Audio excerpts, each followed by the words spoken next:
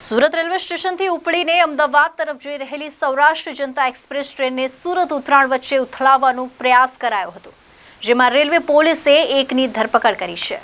સુરત અને ઉતરાણ railway station વચ્ચે railway track પર એક પાઇપ મૂકીને સૌરાષ્ટ્ર જનતા એક્સપ્રેસ ટ્રેનને ઉથલાવી દેવાનો પ્રયાસ કરનાર કતારગામના કાંસાનગર પાસે પે એન્ડ યુઝ ટોયલેટની પાસે ઊભો છે, જેને ડાર્ક બ્લુ કલરનું અડધી બાયના શર્ટ સાથે બ્લુ કલરનું નાઇટ પેન્ટ પહેરેલું છે। બાતમી મળતા જ રેલવે પોલીસની એક ટીમે ટ્રેનને ઉથલાવવાનો પ્રયાસ કરનારાને પકડી પાડ્યો હતો, જેને રેલવે પોલીસ મથકે લાવી કડક રીતે પૂછપરછ હાથ ધરાઈ હતી, જેમાં તેણે પોતાનું આખું નામ રામજીભાઈ દેવશીભાઈ કોરડિયા જણાવ્યું હતું।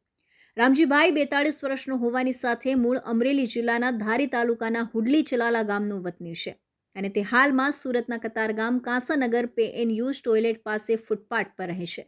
ઉપરાંત તેની સાથે એક અન્ય વ્યક્તિ પણ છે। બંને ભટકતું જીવન જીવે છે, તેમજ ભંગાર અને પ્લાસ્ટિક વીણી અને વેચીને પોતાનું ગુજરાન ચલાવે છે। નાયબ પોલીસ અધિકારી ડીએચ ગોરેએ જણાવ્યું કે અમે આરોપી રામજીની કડક પૂછપરછ હાથ ધરી હતી, જેમાં કબૂલ્યું કે તેને ક્યાંકથી લોખંડનો લાંબો પાઇપ મળ્યો હતો, જે પાઇપ કાપવા વેલ્ડર પાસે ગયો હતો, પરંતુ કાપી આપ્યો ન હતો, જેથી તેણે પાઇપના 2 ભાગ કરવા માટે રેલવે ટ્રેક પર મૂક્યો હતો। જોકે ટ્રેન ધીમી હોય અને તે પાઇપ ટ્રેનના ગાર્ડ સાથે અથડાતા પાયલોટે ફરિયાદ કરી હતી।